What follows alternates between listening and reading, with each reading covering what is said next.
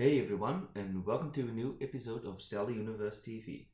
My name is Jeffrey, though on the ZU boards I'm better known as Foxhound. In this episode, I will bring you an in-depth exclusive interview with the people behind First Four Figures. Who are they? How do they do it? And most importantly, what will they bring the Zelda fans in the future? To answer all those interesting questions, we will go to the F4F main office in Hong Kong, where we have Alex Davis and Cheung, who is better known by his nickname Chockles. Welcome, guys. Thanks very much for having us. Thank you, Jeffrey. Thank you, everyone. Thanks for organising this. It's really exciting for us to be able to speak directly to you guys. So, Alex, Chockles, can you tell us a bit about yourself? Who are you? And what are your roles at First Four Figures?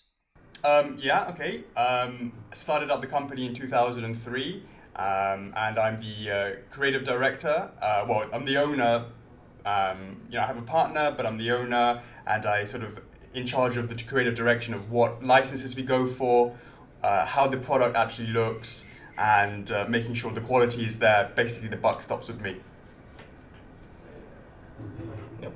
There you go. No, that's me. Yeah. So I joined First Four Figures last year in around May time. So I'm dealing with the marketing side of things. So you see me on the Facebook Collectors Club page there pretty much every single day. So I'm just interacting with everybody, the community, the Zelda fans, the Nintendo fans, etc., etc. So He's the handyman. yeah, He does a lot of different things. So if you have any questions, just PM me anytime you guys want. Absolutely.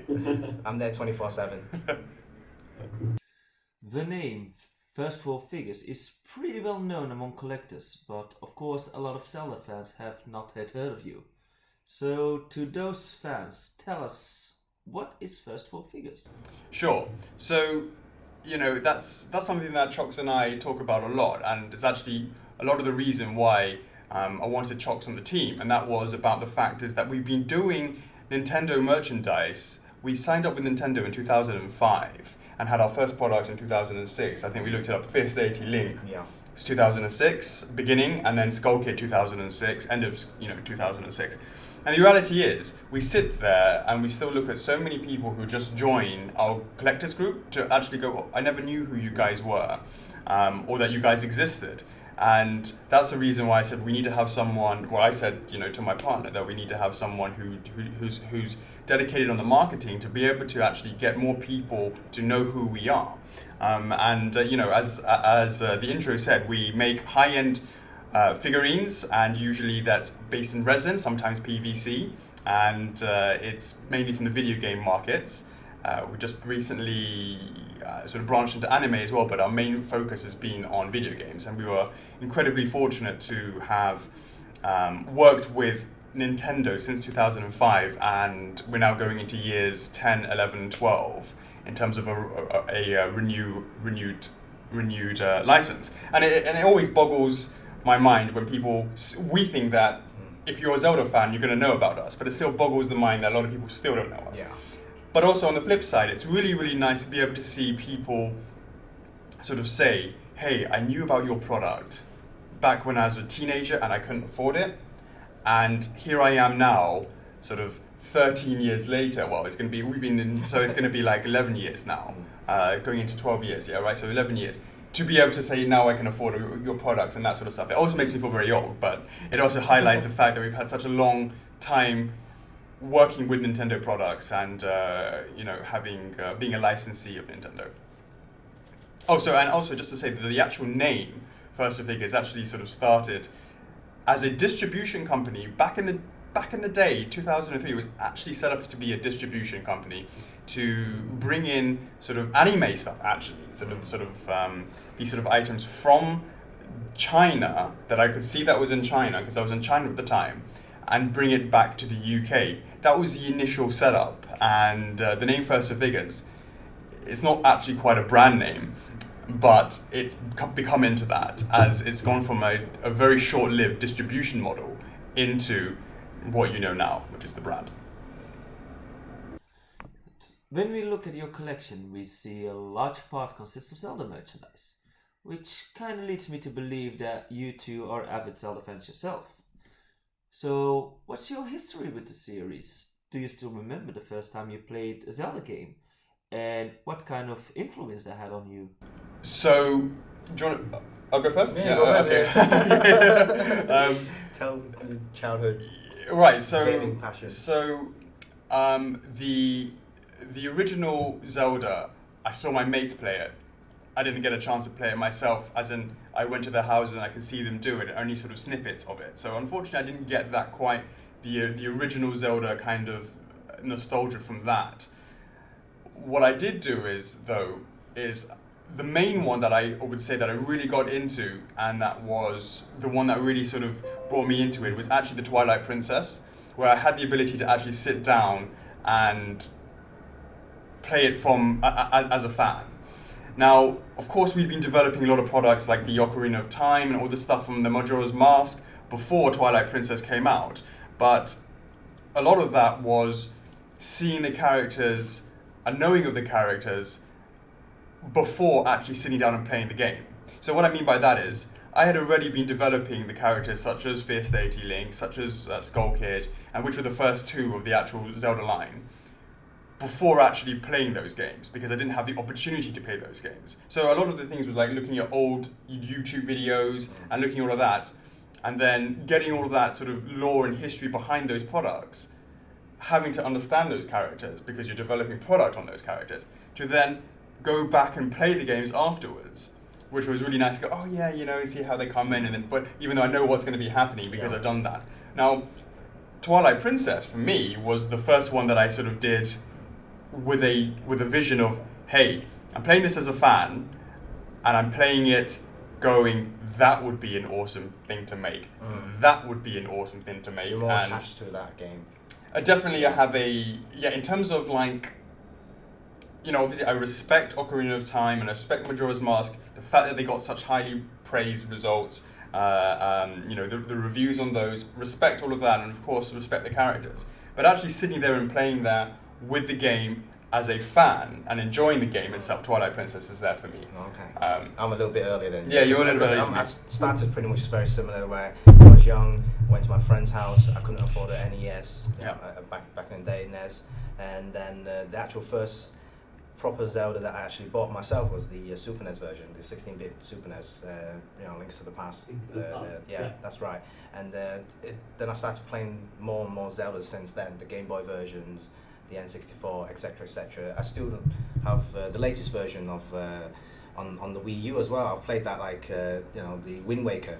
So I purposely bought the new Wii U just for the Wind Waker again. So I'm anticipating the next Zelda adventure as well. So yeah, it's nice to actually work in, because you've been there for like over 10 years on working with Nintendo products. Sure. But from an outsider to actually play the games and then joining the company last year, and actually to participate through the development parts of the entire project is like it's cherry on the top. It's like a bonus to actually physically have some input and some involvement through the development stages of the Zelda series. And you've been with us long enough now to start actually seeing concept through the line from the 3D concept into.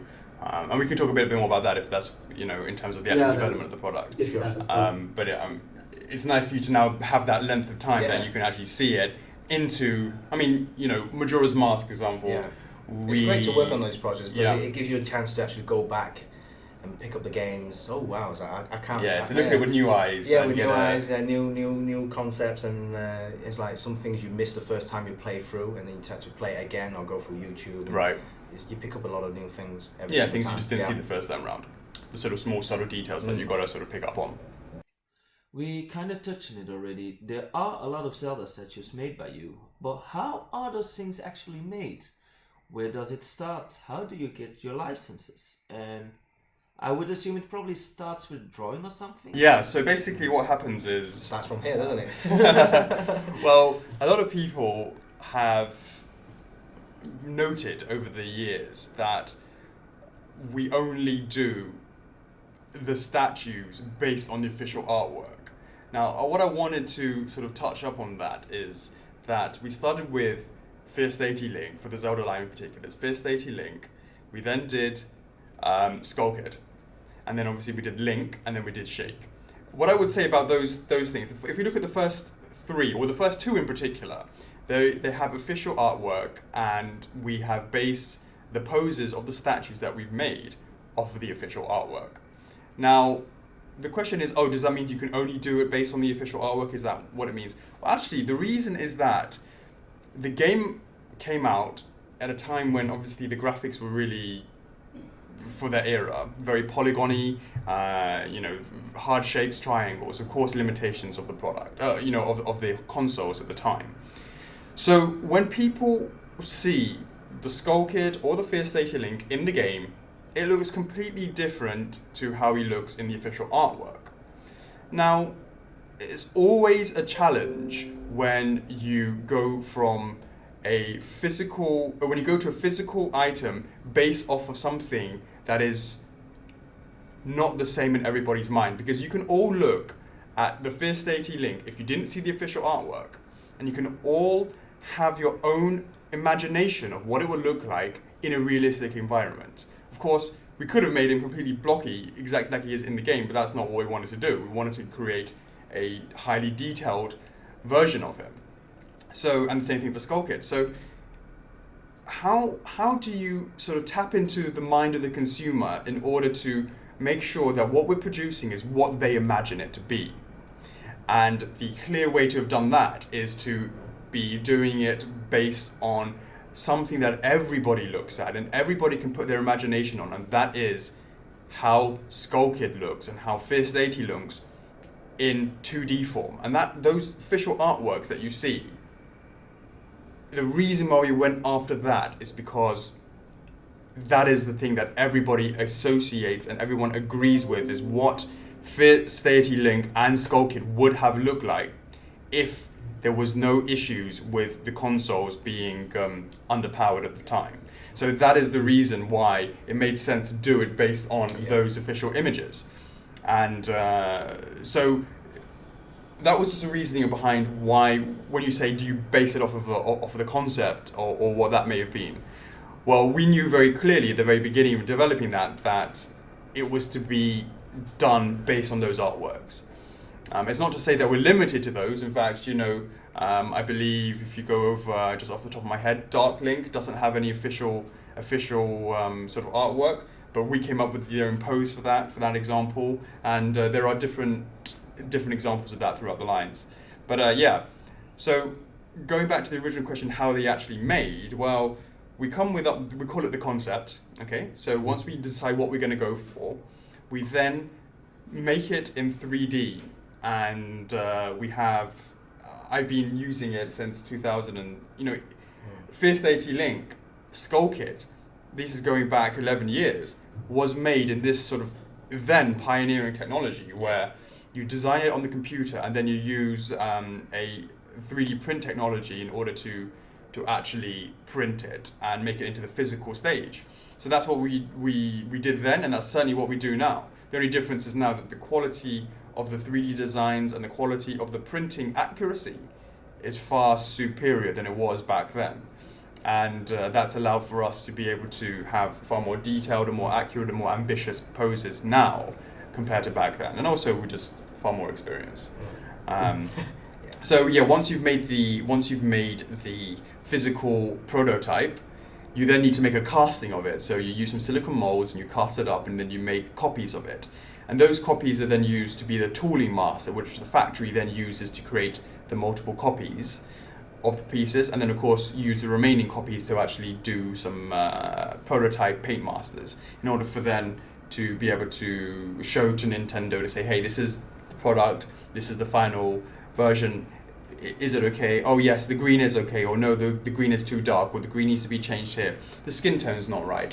Whatever those sort of things that we would need to tweak, we would base that off of the 3D print. Every single stage as well. Yeah, of course. Through the concepts, through the 3D. Every single stage. We've got to chat with Nintendo, the licensor, to make sure that they are happy as well.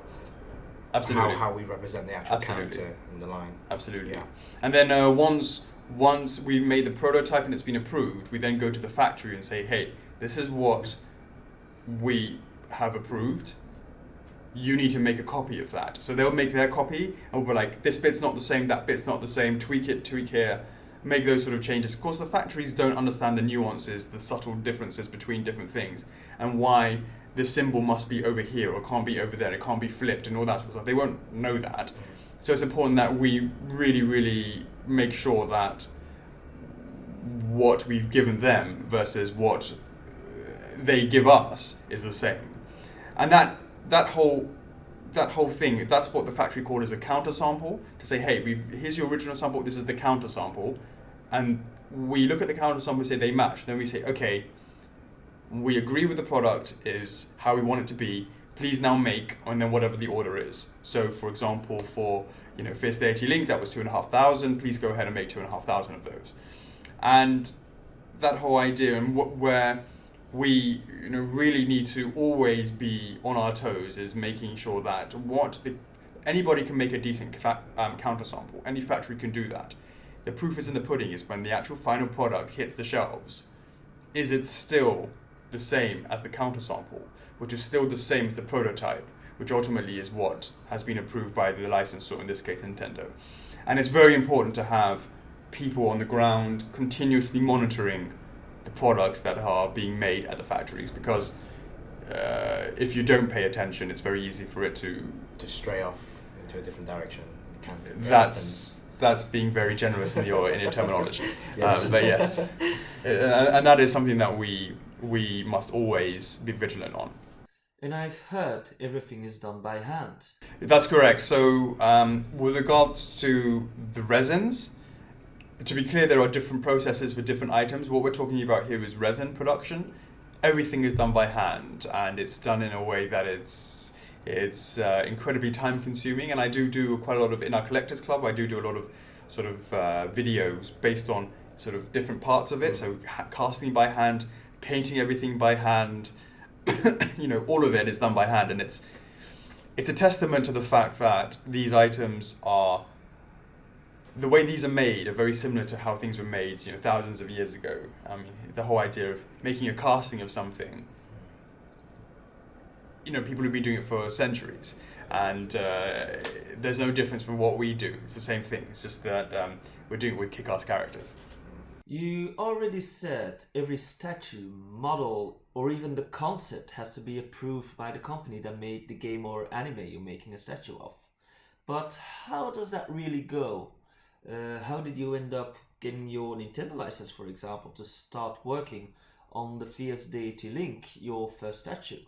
Yeah, so that was That's like a funny story. Well, it was a manna gift from God, actually. What had happened was we had already started with going down this route, and in 2003 we started with WWE, and that was the wrestling stuff.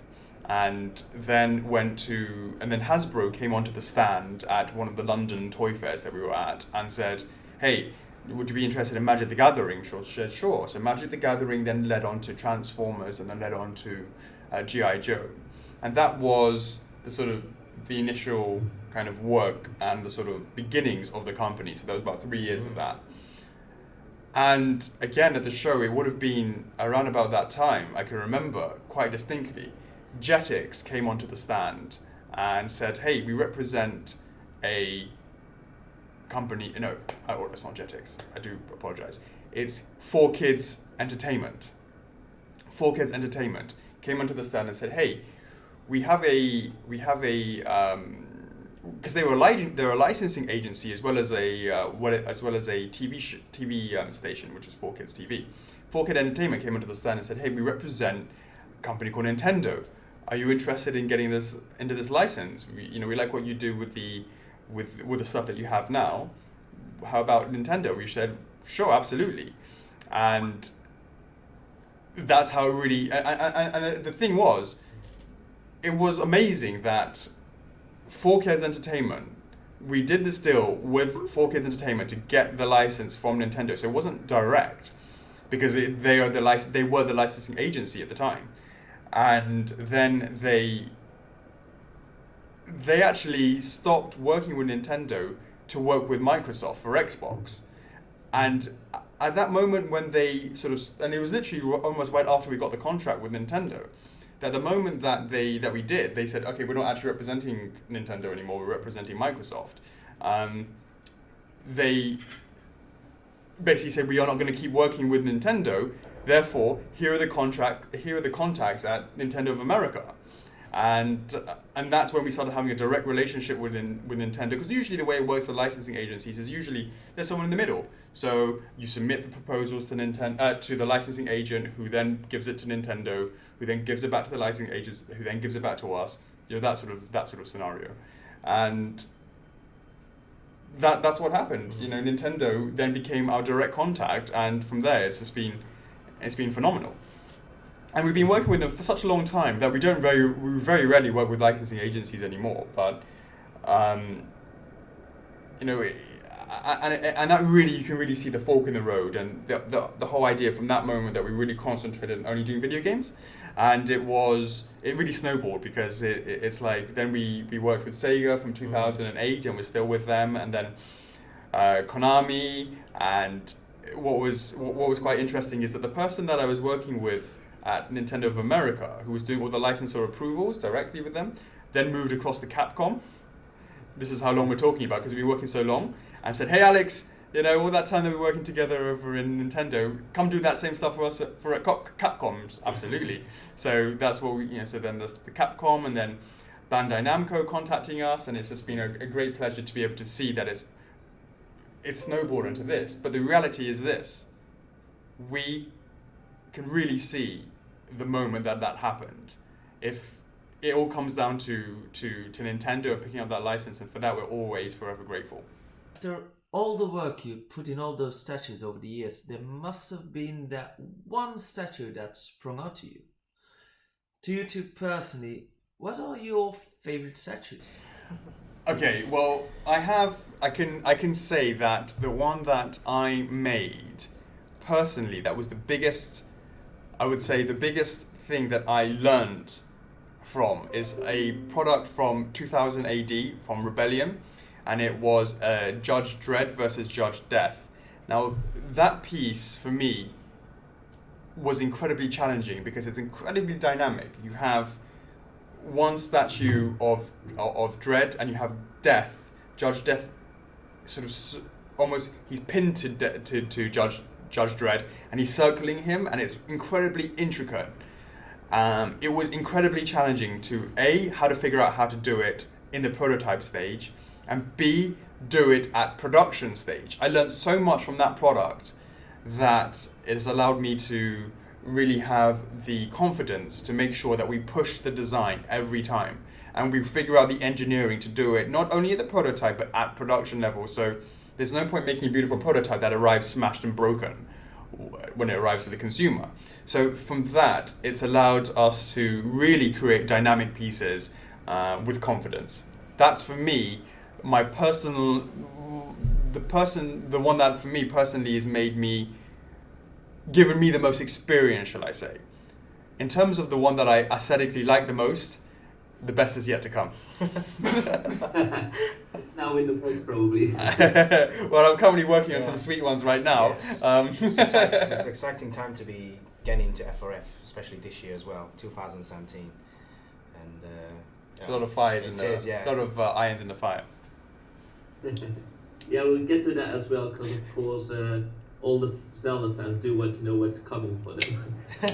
Well, it's the 30th anniversary. One thing me and a lot of other people have noticed over the year is that the average size of the statue has grown exponentially. Like, for example, the viewers can see a Sheik standing next to a Loftwing behind me. Sheik, one of the earlier models, and Loftwing got released last year, where the Sheik only stands like 9 inches tall. The Loftwing is like a whopping 26 inches. Is there any reason why it has grown that much? Okay, I can explain that quite easily. And the reason is this. The reality is the costs in China have increased a lot over the years. And the problem with that has meant, because if you look at something like Fierce Deity Link or Skull Kid, these were the initial ones, and this is before the financial crisis, 2006. what had happened was we had done a deal with a distributor where they would literally take the entire production run, and then we could just simply concentrate on producing the product. So 2,500 pieces, we sold I think 395 off the top of my head of the first 80 links on our website, and the rest was sold to distribution, to this one distributor who took the entire run. And that was fantastic because it allowed for us to just concentrate on producing. Now, when you're making 2,500 of an item, the cost from the factory is lower, but also it's not. But also, of course, that you have 2,500 pieces, it becomes more economically sound to be able to do those numbers of pieces at that scale. So a couple of things have happened. First of all, the prices there's a lot of price raising in China, and that's through the labor laws, but also the labor costs actually going up, and that's because there's been things like particularly in this industry, this is a very hands-on, skilled labor kind of factory. So as we said, everything is handmade, and because it's so difficult to do it, and you have to be so skilled, you have to put more wages, higher wages, in order to attract guys that can do the work and want to stick around to do the work. So that has obviously gone into the price. Now, the reality is this: making a product, and we'll call it, let's say, 1/6 scale, okay, just to make it easier, and that will be we'll call that the Majora's Mask line and the Ocarina of Time line stuff, right? And then we'll call the 1/4 scale stuff, which is the bigger stuff from the Twilight Princess. The cost from going from a 1/6 to a 1/4 is maybe 30% more.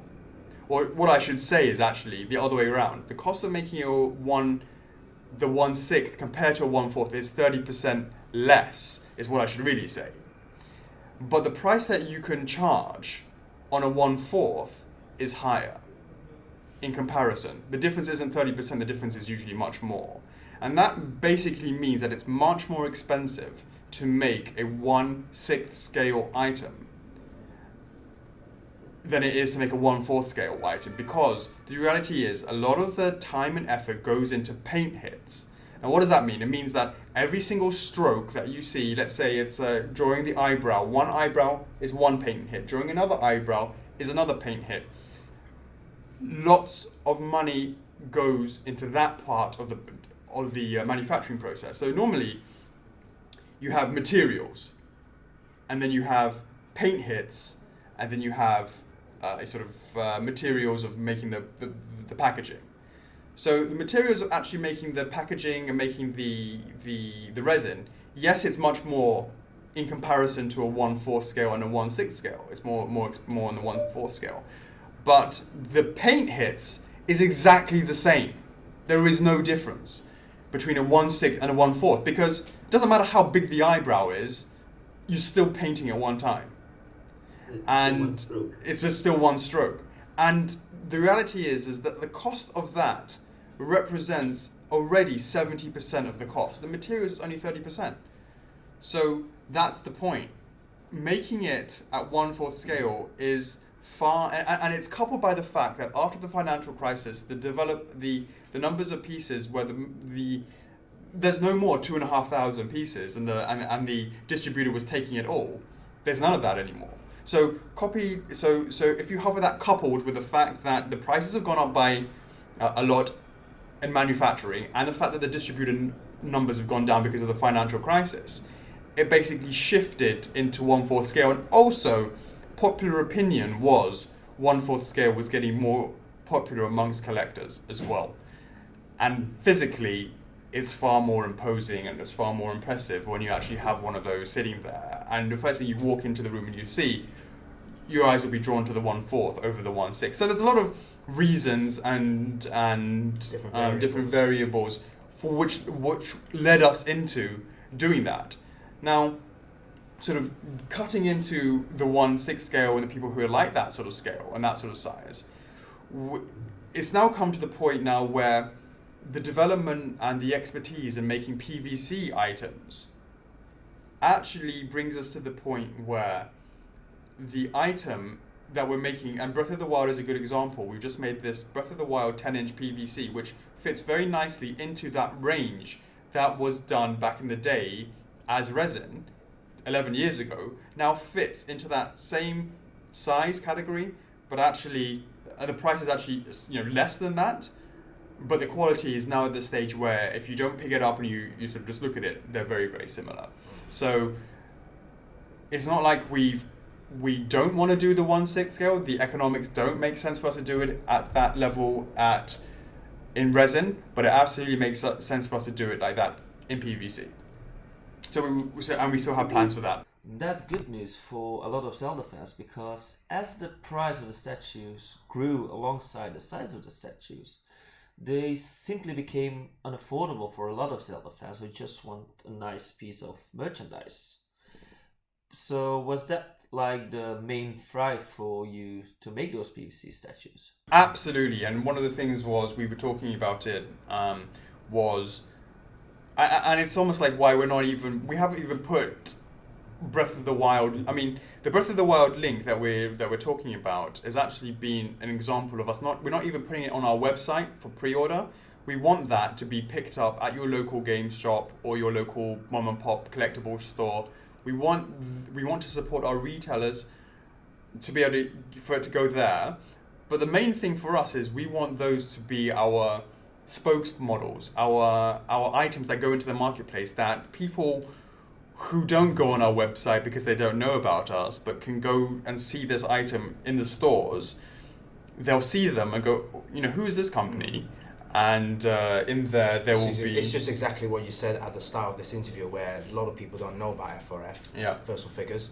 And this PVC line is to kind of reach out to these new customers, reach out to these new guys or current guys that may not be interested in resin, but they want something nice. Or can't afford the resin as well. Exactly, something nice to put on their shelf, the right size, the right price as well.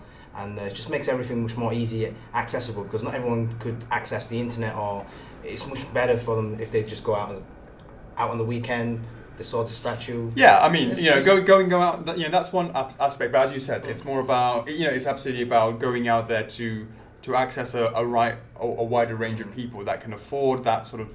Plus, they might not have seen our products up in person. Exactly as well, right. Because these statues, they're not like everywhere. You don't see them everywhere. So the only chance of seeing that is either through videos or through photos. But yes. To actually pick an item up and see, wow, this is how this is what we can make. Yeah. Then it gives them more opportunity to learn more about us as well. Absolutely, and as I said at the beginning of the interview, when you have people who were teenagers saying, "I couldn't afford your product then, but now I can now," this is almost like going to lead the charge for the next generation of people who in 10 years' time go, "Hey, I remember your Breath of the Wild link. God willing, we're still here." And we're still making Zelda products. They can say, "Hey, now I can afford, I've grown up with your stuff as a teenager. Now I'm here working as a 25, 26-year-old, and I have disposable income to buy whatever the next in our Zelda life-size prop we've been making at that time in 10 years' time." The 40th anniversary of Zelda. Yeah, exactly. There you go. This Breath of the Wild link you've mentioned is one of the first, because you actually done other PVC statues through other companies. Which ones do you mean when you refer to that? I can think of a few Zelda pieces, like the smaller Twilight Princess, Link and Ganondorf, and of course the Skyward Sword, Link and Servo. Okay, let me go ahead and explain a little bit about that. This is an example of, this is actually quite a misconception out there. What actually happened with that is we have a fantastic relationship with a company called Together Plus, who we've known for very many years, and they had a license with Nintendo with which to produce these items. Then the Link and the Ganondorf, which you see from Twilight Princess, which is the first in their wave, was produced and made by them, actually with our blessing for that they used our files for Ganondorf itself, which is why it's so similar to our big one. They actually used our files and our expertise in order to how to do that figure. They then went on to develop that went into the marketplace, etc., and that's why you'll see Together Plus all over the branding, all over the box, all that sort of stuff. Then going on to the next in the series, which was Servo and Link from Skyward Sword. These were also developed by them, but during that development process, their license expired, and they came to us and said, "Hey guys, we know you guys have got the license. Would you mind? Can we do a deal where you take these on and you go ahead and manufacture these? We already have sort of deals in place with which distribute this sort of stuff." We said, "Sure, absolutely, no problem." And that is why you see our name on those, because it's under our license. But actually, the reality is we didn't develop them. And so we're taking no credit away from Together Plus. So Breath of the Wild, though, is all us, and it's been a pleasure to be able to go from concept through to prototype, through to production, through to delivery soon. That's all FRF, 100%. So the Breath of the Wild link is a whole new concept for first 4 figures then? Yes and no. What I would say is that we have over the years done projects in PVC here and there. For example, we actually produced the mini skull kit that went with the Majora's Mask, The 3DS version, yeah. And we made the mini Ganondorf, yeah, that went with the Wind Waker HD version on the Wii U. And if there's any Sega fans in the Zelda Universe, there's the Sonic range back in the day. Oh sure, we made mini PVC stuff. So we've done a bit of dabbling here and there, but now we're making a concerted effort to actually do it with the concept of doing it as a range rather than just a one-off. So you can expect to see more PVC from us. You say the start of a range, so you'll be doing this more in the future, making these smaller PVC figures. You know, we always like to see how the sales go and what have you, but the answer is looking very... If I look at my Magic 8 ball, the answer would be yes. So can you maybe give us a few examples you're already working on? Oh, now we're getting down to the nitty-gritty. So obviously we did a couple of sneak peeks over the during the Christmas time.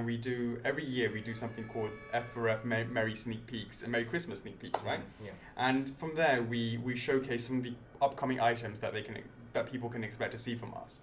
And we did on the last day we did a very special one just based on Zelda, and in there we actually showcased and teased that we will be doing the Majora's Mask life-size version, which, as I'm sure you guys will know, we put that into exactly just over 1 week ago. 1 week. Yeah. 1 week ago, we put that up for pre-order, and already I can confirm that it has become the #1 selling item we have ever made in our entire history. Previously, the crown was held by Samus, and the Varia suit that we made, put up for pre-order in April last year. This has already surpassed that with a week still to go in pre-orders. It's already the #1 selling item, and it's incredible the response we've had from that. So, you know, much appreciated to all the Zelda fans that have been supporting that. In that as well, we also sneaked the fact that we are working on True for Midna to complement our range of Twilight Princess items that we've already made, 1/4 scale. Now, what we actually showed was the 3D render of just her face. The reality is, she's already printed, she's already casted, and she's already in painting. And we're just working on that, and you can expect to see her coming up for pre-order. Soon. I wouldn't say soon, but around Q2. Yeah, I would say sort of Q2. late Q2. We usually like to space them out so there's at least sort of 4 to 5 months in between each pre-order within each line. So in the Zelda line, we want to see something like that.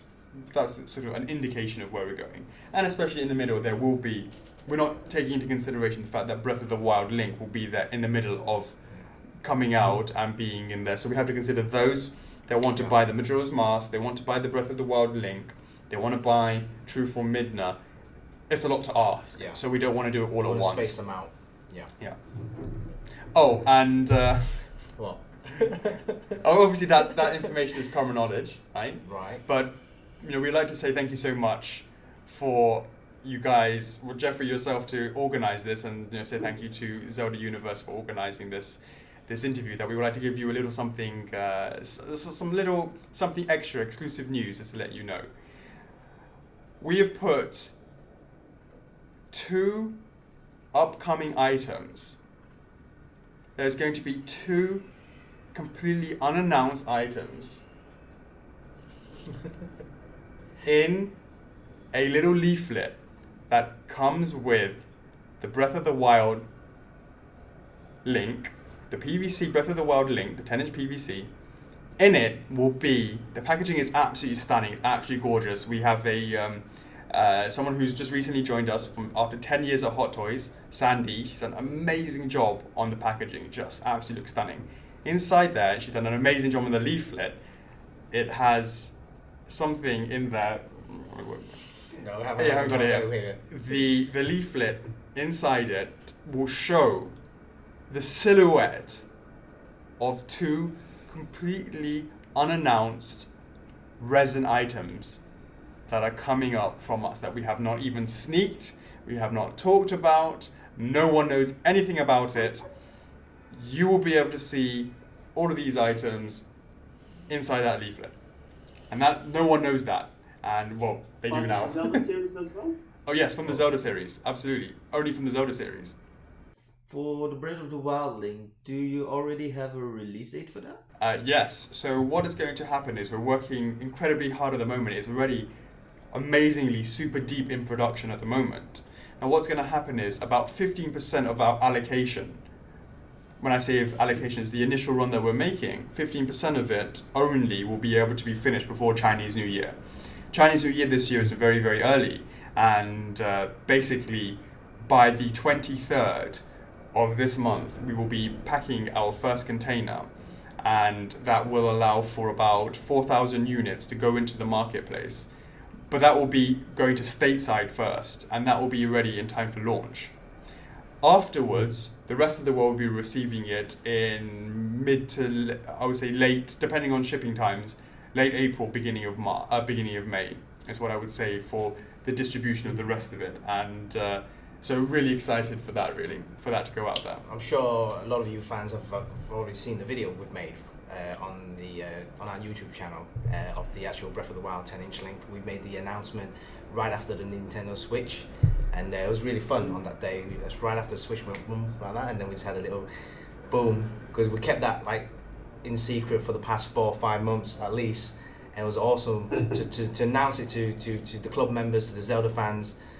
This is what we're going to do, keep an eye out, and absolutely. It was awesome. And we know that the wait is quite, a lot of people will anticipate the wait, and to make things a little bit easier, what we're going to be doing is releasing a couple of new sort of videos with which to help give more information about the product. In fact, Alex went to China on Monday to check out the production, and then basically recording all these videos, and hopefully we'll over the weeks up until the release, we'll gradually release that into the Collectors Club so people can see the whole process of what we just described, because the process for resin and PVCs are different. So it'd be nice to actually document this, and so, oh wow, this is Link's body, this is Link's head, this is how it's all attached, this is how the packaging is made, etc., etc. So there's going to be more information filtering through up until the launch day, so people know, oh, this is where Link is. So yeah, we hope that by the time, if they've been watching all the videos, by the time they get the product, they really, really understand the sort of passion that goes into making something like this, and the reasonings behind all the decisions and all that sort of stuff. So that's definitely something that we'll be working on from now until then, and start releasing those into, releasing it out basically. And we hope Zelda Universe will support us by posting that information as well. You talked about this period in between statues from the same series, but I have noticed this period seems to be shortening. In the past it used to be like 2 statues per year, but when I look at this year, you have 4 already announced, and now adding True for Midnight to that, that's 5 statues for 2017 alone. It seems like you're upping the pace a bit. Yes. Well, to be clear, that those right. I mean, if you actually look back and you see how it is for, well, the reality is this. 2003, we set up the company, 3 people. My partner, my wife, and myself. That was it. Up until 2015. That was the company. All of that was done by us 3, all doing very specific roles. So I was doing what I'm still doing now, which is, I was saying, checking up manufacturing, product development, and sort of choosing the licenses. I'm still doing that now. That's what I was doing then. My wife, Kanako, was handling shipping and customer service, and my partner, John, dealing with licenses in terms of dealing with the legal side of the licenses and dealing with the accountancy, make sure the financials are all sorted. That was the company. And then 2015, Kanako said, right, enough of this. Bring in, well, actually, we have children now, that sort of thing. So she started to take a step back, and we hired 2 guys to help take that over. So we have sort of customer service and shipping. That was in 2015, but literally 2016, we moved into a new office and allowed for us to do this incredible expansion, in which we now have 9 guys in a Hong Kong office and 6 guys in China. That's in addition to the original 3. So it's allowed us to do 2 things. First of all, it's motivated us to be able to do more product, but in a way that's controlled, and in a way that we still never lose the integrity of the product, the final product that goes into the hands of the consumer. It's also motivating because there's now a lot of hungry mouths to feed at the end of every month, that we have to consider that as well. So you can see that the pace of that, it has gone in conjunction with that. But yeah, absolutely. And you can never have... And having the actual collectors club as well, it literally took us from the underground, let's say, for the past 10 years, up into the surface, and now everyone's kind of like, oh wow, awesome, been waiting for this club for a long time, because Alex is there, is always interacting with the customers, interacting with the fans, hearing feedback, positive, negative, pretty much every single day as well. So it's good where we have fans' input.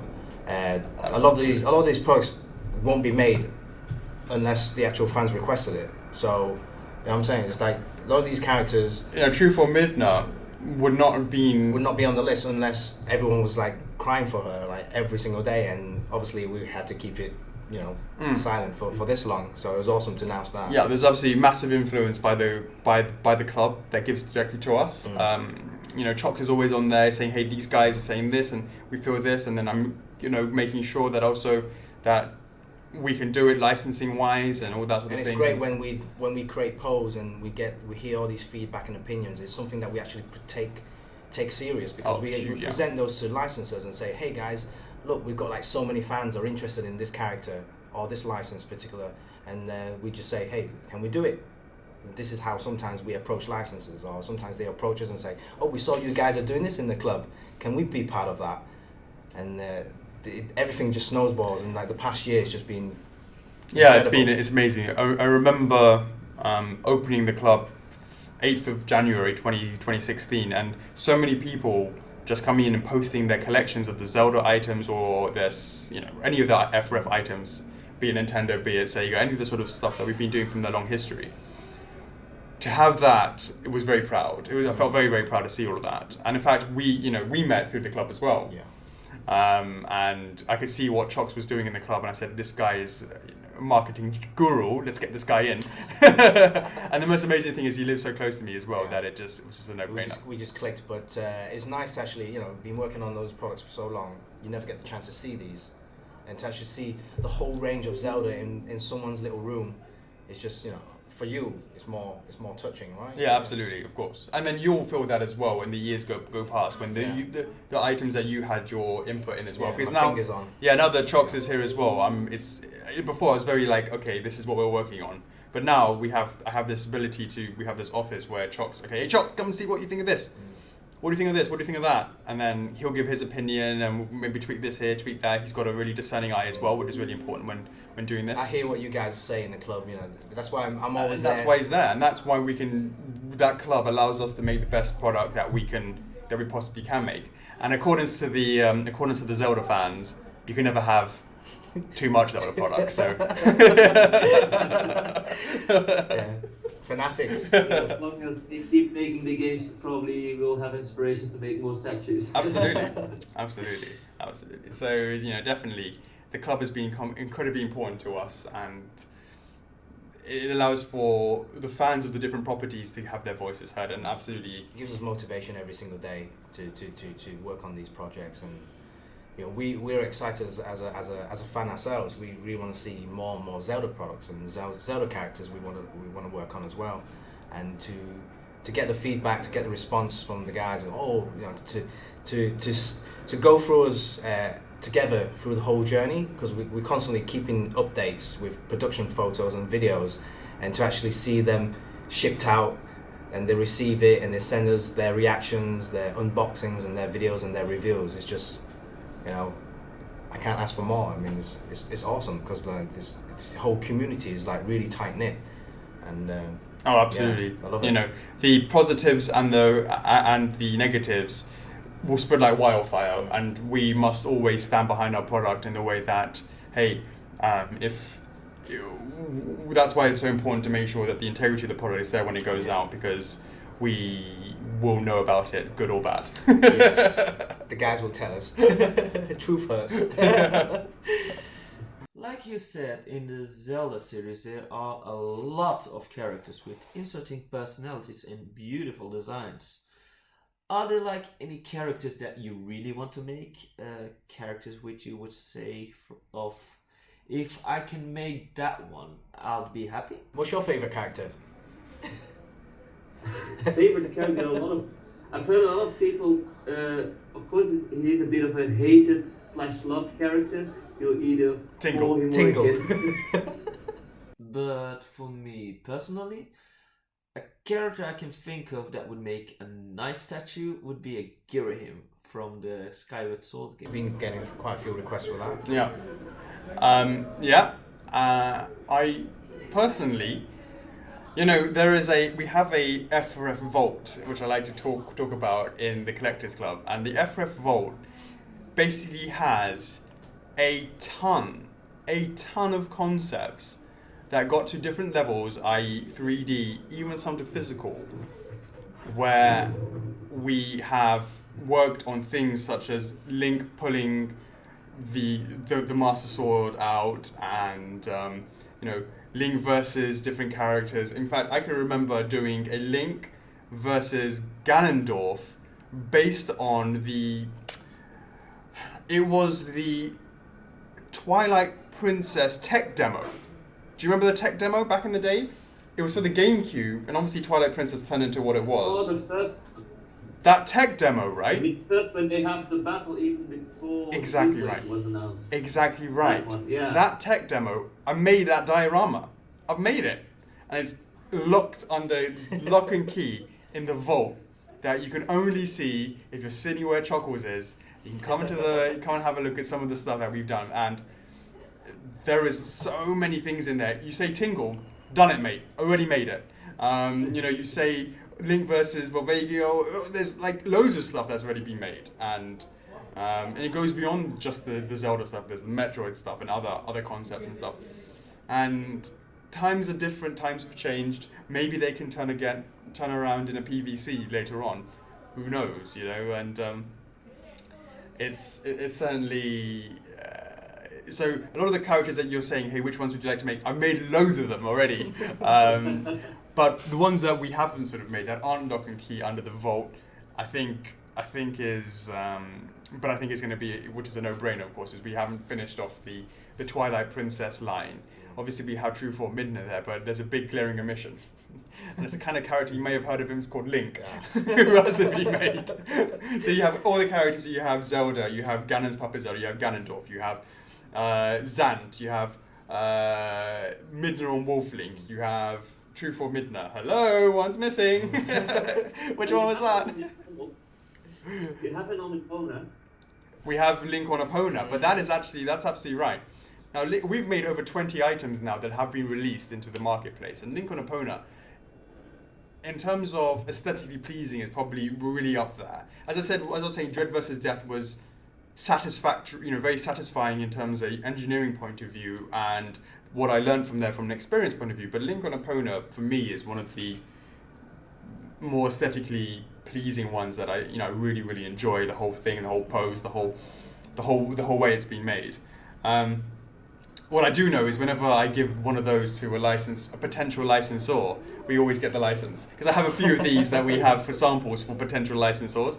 And they say, oh yeah, they say, can you send us some samples of some of the work you've done? Boom, here you go, here's a link on Epona. They're like, you can get the license. I'm like, yo. But that Link On series is, for us, a separate one. And what I mean by that is, you have Link on Loftwing, Link on Epona, Link on the King of Red Lions. For us, they are more of a separate thing.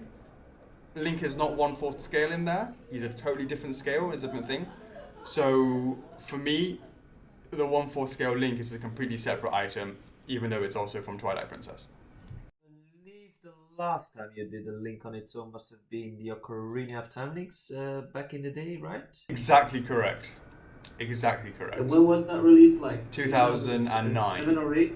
2009. No, sorry, you're right. What am I talking about? 2007. 2007, you're absolutely right. 2006 was Fierce Deity Link, and Skull Kid 2009 would have been 2007 would have been Ocarina of Time Link, and then we followed up with that probably another year later to do the Goron and the Zora versions. But yeah, man, going back a bit now. It's Zora versions? I haven't heard of any Zoras coming out. No. What I mean is no. What I mean is the Zora Tunic Link. That's what I mean. The blue. So the blue. The blue and the red ones. The Goron Tunic and the Zora Tunic links. But what I can tell you is, in the vault, if you get your ass on an aeroplane to Hong Kong, you can see Zora Link with a wishbone guitar rocking it out. You can see all that sort of stuff. I've got all of that done. It's in the vault. Looks like, I can imagine that being an awesome statue. It is an awesome statue, I can tell you. I'm looking at the concept. Maybe one day, hey?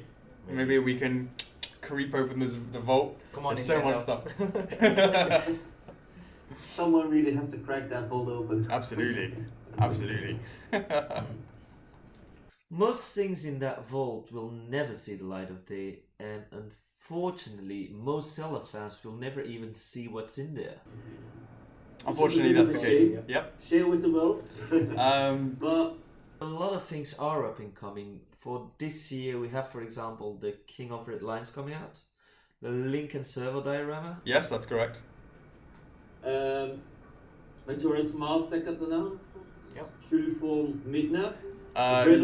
True for Midna, not 100%. Will definitely be up there for pre-order. Whether or not it actually gets released, it'll probably be the back end of the year, if that. Probably more likely to be next year. But true, but absolutely, Breath of the Wild Link, PVC, yeah. Did I miss anything for this year? In terms of pre-orders, like? in terms of pre-orders, yes, you've definitely missed some. Which, as I said, you will be able to see those coming out sort of towards the back end of the year for pre-orders, based on the leaflet that you guys must. We really can't wait for you guys to see it, but you guys must see it. To round things up, do you have anything to say towards all the Zelda fans at Zelda Universe? What should they remember from this interview, from first four figures? And yeah, do you maybe have like a last message to our viewing fans? So going directly and speaking about the Zelda Universe itself, directly talking about Zelda Universe, the website, I believe it's been many there was some actual collaboration with Zelda Universe many years ago. There was a gentleman called Quint who I actually through Kanako at the time actually had some dealings with, which actually helped us to do some announcements for us and breaking news. And I believe it was for Dark Link.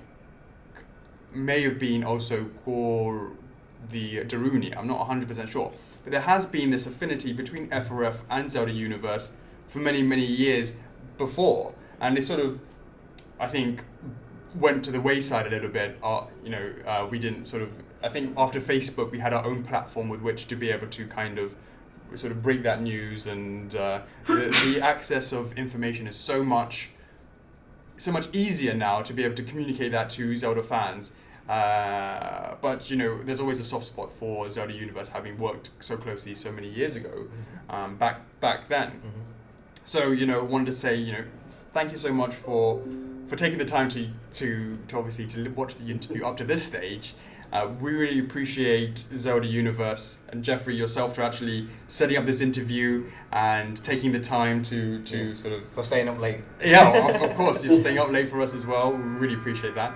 And to really allow us to showcase some of our upcoming products, showcase what we've got coming up, and to give a little bit of history and just basically tell everybody, hey guys, this is who we are. We are FRF.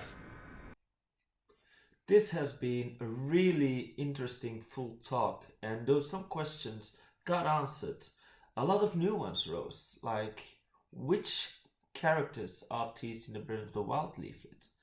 What other Zelda characters are stored in that mysterious vault? And will First 4 Figures ever unleash Tingle upon the world? All interesting questions to which the future will have to hold an answer. I am Jeffrey, also known as Foxhound, and this was Zelda Universe TV, and I hope to see you all soon in another episode. Bye. Bye. Bye. When we were filming this interview, it was still unknown to the world that the Breath of the Wild Link PVC figure would come with a leaflet that hints at 2 upcoming statues. Now, while we were preparing the interview for broadcast, a big game news site did a full unboxing of the statue and of course revealing the leaflet as well. So we contacted First 4 Figures again to get some confirmation on what's actually shown there, and Alex did confirm us the silhouettes depict the Sheikah Slate and Rider Link, both from Breath of the Wild. Now we can probably assume that the Sheikah Slate will be put in the same line of Zelda props, which started with Majora's Mask, making it a 1-to-1 scale model. We saw in the footage that the Sheikah Slate is about as big as your average Wii U game tablet, because it was originally based on that. Now if we take this Wii U gamepad as the example, this gives us a fair distinction of how big it would be. Of course, the statue comes with a pedestal, which is designed after the pedestals we've seen in the footage of Breath of the Wild so far. Now the other statue, the Rider Link, seems to be based on the same concept art as a Rider Link amiibo. Now, let it be so that First 4 Figures did a similar statue a few years ago, namely the Link on Epona. I actually have an example right here with me. You can see Link sitting on top of Epona holding tight, while Epona is staggering just like the horse in the concept art. The posture of Link looks a bit the same as well. We see him holding tight, holding out a sword. Of course, in the new design he has a rider's cloak, and he has different tie, not the green one you used to.